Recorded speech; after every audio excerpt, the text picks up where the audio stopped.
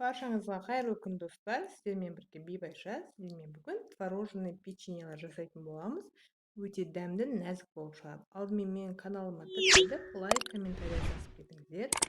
Біздің керекті заттарымыздың барын осылай дайындап алатын боламыз. Ал бисмиллах, менімен бірге болыңыздар.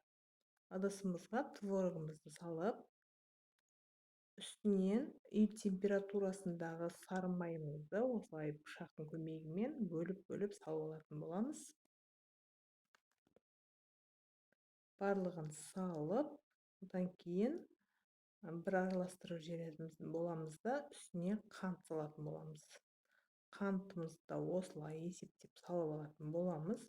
Барлығын мен описание бөліміне қалдыратын боламын. Сол жақтан қарап істесеңіздер болады. Жұмыртқамызды салып, жақсылап блендердің көмегімен осылай араластырып алатын боламыз.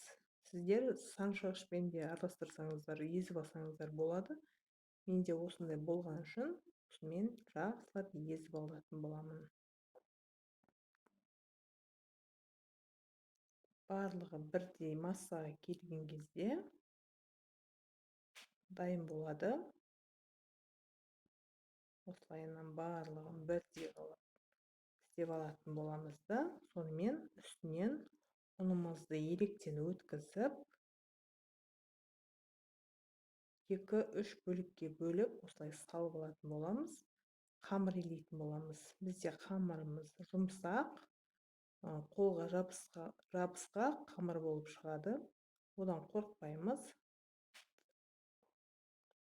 Мінекей, біздің қамырымыз дайын болды. Холодильникке 15 минутқа жіберетін боламыз. Өте жұмсақ, әдемі қамыр.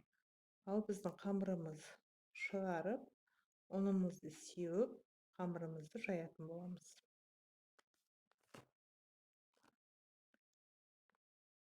Ұн сеуіп жайыңыздар. Біздің қамырымыз осылай жабысқақ болған үшін, жабысып қалмау үшін ұн себеп отырып жаятын боламыз.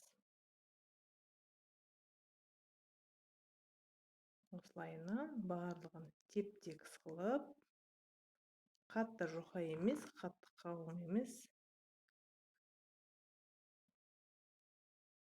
орташа көлемде осылай жайып алатын боламыз.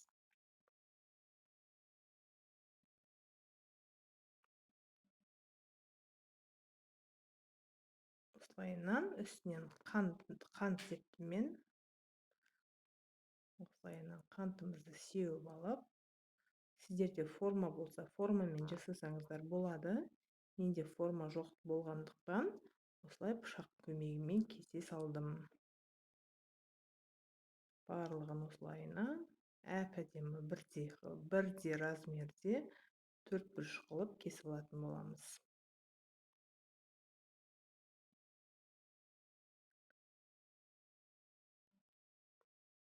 Осылайынан барлығын бірдей қылып кесіп, табамызға барлығын реттестіріп салып шығатын боламыз.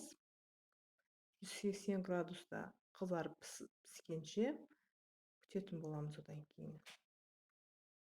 Достар, менің каналыма тіркелмеген болсаңыздар, тіркеліп кетіңіздер.